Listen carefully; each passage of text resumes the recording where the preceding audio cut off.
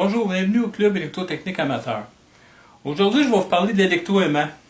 J'ai ici un électroaimant qui est fabriqué avec une tige métallique, une vis, puis du fil enroulé autour. C'est tout simplement un électroaimant de base, très simple, qui a été inventé par Ampère.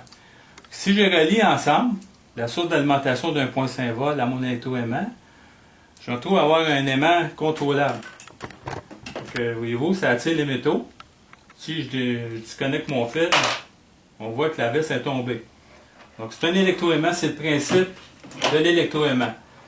De ce principe-là, on sait que Samuel Morse qui inventait le télégraphe électrique en 1844. J'ai un dessin vite fait ici de son télégraphe qui fonctionnait avec un électroaimant. Le principe était assez simple. Il y avait une source d'alimentation DC, une batterie. Vous aviez un manipulateur, simplement un interrupteur qu'on pouvait activer pour faire passer le courant dans la ligne de transmission. Et ça, le négatif de la batterie était relié à la Terre. La même chose pour l'électroaimant était relié à la Terre. Donc, quand on fermait, il y avait un courant qui circulait. Et du même temps, il y avait un marqueur qui venait marquer sur une feuille de papier qui se déroulait à une vitesse très slow, qui était contrôlée par un moteur mécanique. Et on pouvait marquer des codes, et ça à distance, sur des centaines de kilomètres. On sait qu'on pouvait envoyer de l'information à distance, 20 mots à la minute. On s'est même rendu à 180 mots à la minute. Les mots étaient constitués d'un code Morse. Le code Morse, je vais vous en parler. Ici, j'ai fait un petit prototype qui, dans le fond, qui est une réplique du télégraphe de Samuel Morse. Donc, j'ai pris un électroaimant avec un marqueur. Vous avez deux petits bobines ici. C'est une bobine de téflon qui va défiler un tape de téflon par le moteur qui est ici. Puis on va pouvoir à ce moment-là, par l'électroaimant, aller marquer sur notre feuille, sur notre tape, des codes. Le code Morse était constitué de, par exemple, le A. Pour faire le A, ça prenait un point et une ligne. Un point, c'était une impulsion qui était bref, et une ligne, c'était une impulsion qui était plus longue. Donc on pouvait comme ça marquer des codes. Le B, mais c'était une longue, 3 petits points. Le C, une longue, un point, une longue, un point. Et ainsi de suite, comme ça, juste tout l'alphabet au complet et les chiffres. Donc, on pouvait envoyer de l'information à distance comme ça, juste en codant des points ou des lignes à distance. Donc, si je fais fonctionner le système, je vais l'activer, juste vous démontrer le principe. On voit que je peux activer mon électroaimant comme ça à distance, avec mon manipulateur qui est ici. C'est simplement un contact qui est activé par l'opérateur comme ça.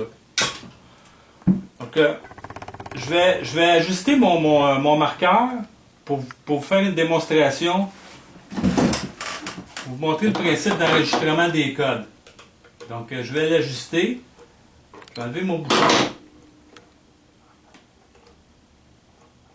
Je vais l'ajuster pour faire la démonstration.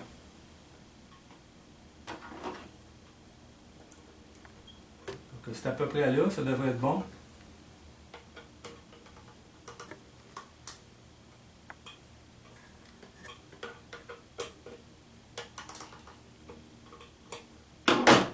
Bon. Donc j'ai mon marqueur qui est ajusté. Je vais activer le mécanisme qui va faire tourner le petit ruban. Et à distance, je peux activer des codes.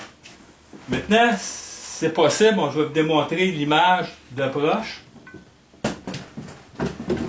Pour que vous puissiez voir le marqueur activer le tape. Donc on va y aller, on y va en avoir des codes.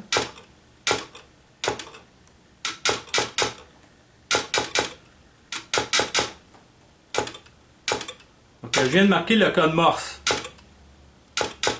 qui était le code SOS, A, B. Donc, vous voyez, c'est simple, c'était comme ça qu'on envoyait de l'information à distance. Donc, je vais l'arrêter. Donc, ce système-là a fonctionné de 1844 à 1930. On pouvait envoyer de l'information intelligente comme ça. C'est sûr qu'aujourd'hui, ça n'existe plus. On a encore le code Morse qui existe, qui est utilisé par l'armée dans des cas d'urgence extrême. On peut utiliser le code Morse en télécommunication. Donc, c'est ce que je devais vous expliquer ce matin. À la prochaine, merci.